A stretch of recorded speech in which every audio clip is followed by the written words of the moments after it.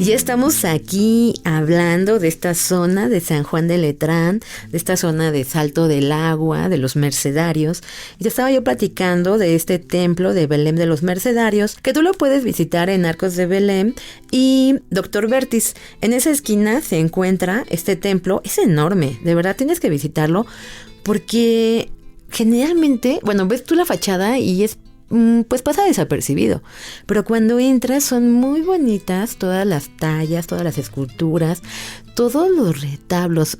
Si tú has visitado la zona de Puebla, allá en Puebla está Tonantzintla y allá utilizan mucho la yesería, que es colocar yeso en los muros y en los techos y dorarlo. Pues así es la decoración de este templo de Belém de los Mercedarios.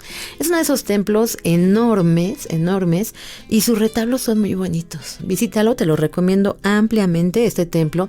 Y te comentaba que de acuerdo a la tradición se dice que la imagen de la Virgen de la Merced, que la original de ese convento de los Mercedarios, que da también el nombre al barrio de la Merced, al mercado de la Merced y toda esta zona de tanta vida comercial, pues se encuentra aquí, en este templo de Belém de los Mercedarios, en la calle de Doctor Vertis. Te invito a que la descubras. Y por esta zona, pues vamos a caminar, ahora sí vamos a adentrarnos al barrio de San Juan, porque solamente hemos andado en la orilla, esa orilla a la que nadie quería ir. Antes de que se hiciera el paseo de la Reforma, la única manera de llegar a Chapultepec era a través de este tramo, a través de esta calzada.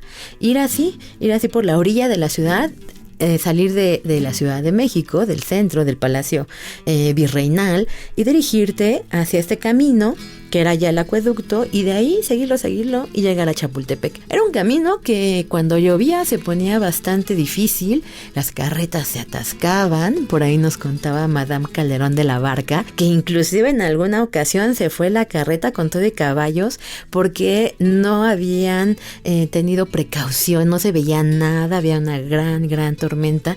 Entonces era un camino difícil. Cuando llega Maximiliano de Habsburgo, lo que hace es decir, bueno, debe de haber un camino más recto porque está muy difícil del acueducto, y hacen el paseo de la Reforma.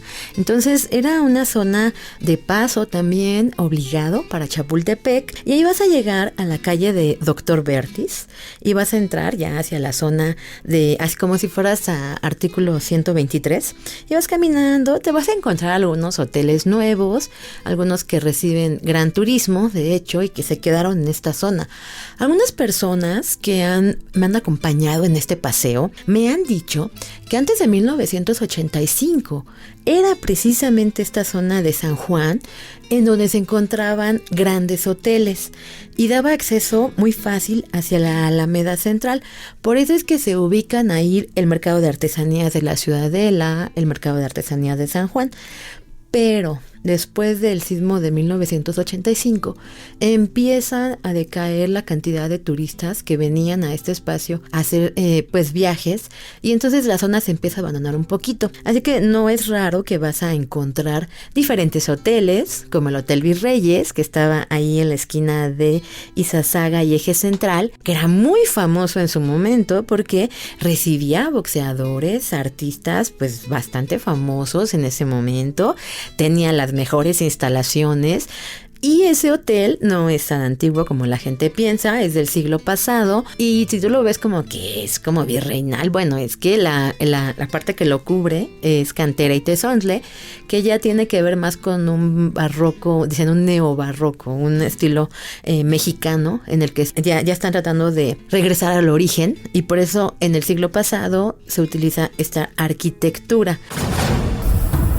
Neobarroco es la denominación de un estilo arquitectónico, escultórico, musical y literario, imitación del barroco, que floreció en la segunda mitad del siglo XIX como reacción a la frialdad académica imperante. París, así como otras grandes ciudades europeas, tienen un aspecto neobarroco. El neobarroco tiene grandes puntos de contacto con el romanticismo.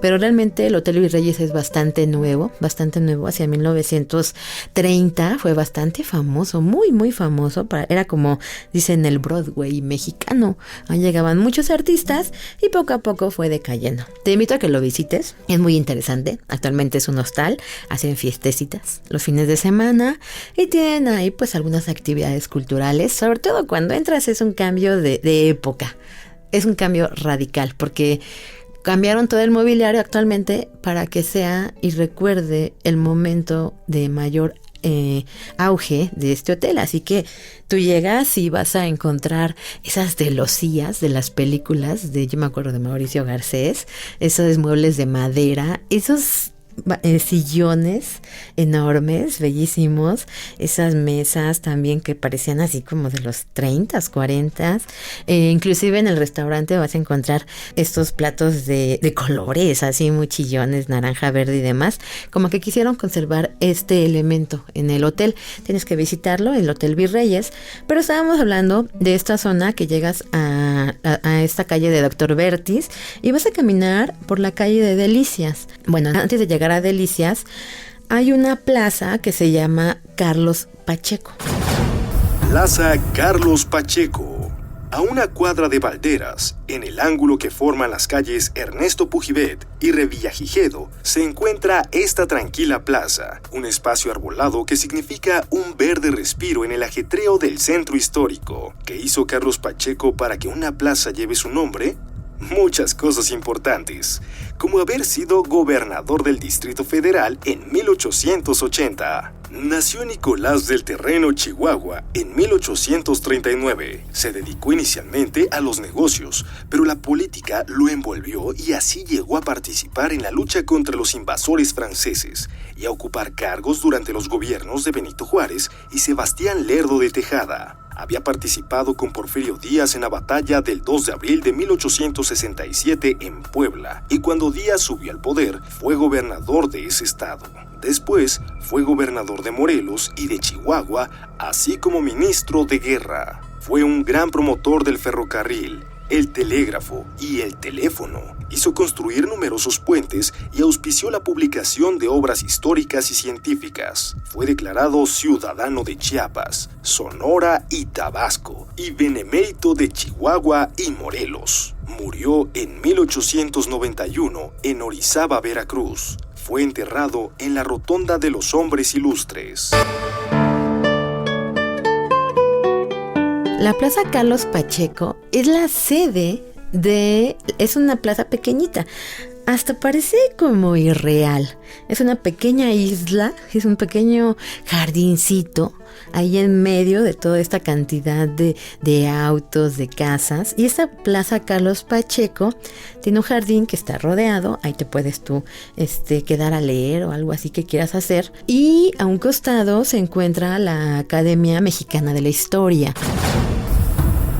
Academia Mexicana de la Historia. En 1836, el gobierno de la República decretó la fundación de la primera Academia de la Historia, integrada por distinguidos intelectuales. Sin embargo, los vaivenes políticos impidieron que prosperara dicha iniciativa, pero que se hicieran nuevos intentos. Actualmente, la Academia cuenta con 30 lugares de número, 22 para miembros residentes en la Ciudad de México y 8 para los estados. Comprende a historiadores de distintas especialidades: historia política, eclesiástica, social, de la mujer, económica y del arte, la antropología y arqueología e historiografía, entre otras, y de diferentes épocas de estudios, como la historia prehispánica, colonial, del siglo XIX, de la Revolución y contemporánea. Esta Academia Mexicana de la Historia tiene como fachada la Casa del Conde de Rábago. La Casa del Conde de Rábago. Es curioso porque esta casa ya se había catalogado desde el siglo XVIII. Sin embargo, cuando Financiera Banamex decide derrumbar la casa para dar paso a su nuevo edificio allá en la calle de Venustiano Carranza, estaba esa casa del Conde de Rábago, no se quieren deshacer de ella, la desmontan piedra por piedra y se llevan la fachada a la Plaza Carlos Pacheco. la Plaza Carlos Pacheco va a dar cabida a la Academia Mexicana de la Historia. La Academia Mexicana de la Historia es muy importante. Ahí tú puedes tomar cursos, conferencias, talleres, hay cursos de verano. Y no crees que son cursos de verano para ir ahí a nada más a entretenerte. No, son cursos muy buenos y están a cargo de historiadores, de arqueólogos, de antropólogos. Inclusive tienen un ciclo de conferencias que te invito a que lo busques ahí en internet, en Academia Mexicana de la Historia, que se llama Historia para qué. Y este ciclo de conferencias a mí me encanta porque está abierto al público y van muchos especialistas, muchos especialistas, muchos historiadores que han hecho diferentes libros bien interesantes. Me tocó inclusive asistir a una conferencia de Eduardo Matos Moctezuma. Entonces, de ese nivel está la Academia Mexicana de la Historia. Pero vamos a seguir platicando porque todavía hay mucho que ver ahí en San Juan de Letrán. Estamos aquí en Radio 1000 en Ciudad Viva. Ciudad Viva, el paseo dominical por los sitios que conforman la histórica Ciudad de México. Ciudad Viva con Sandra Rodríguez.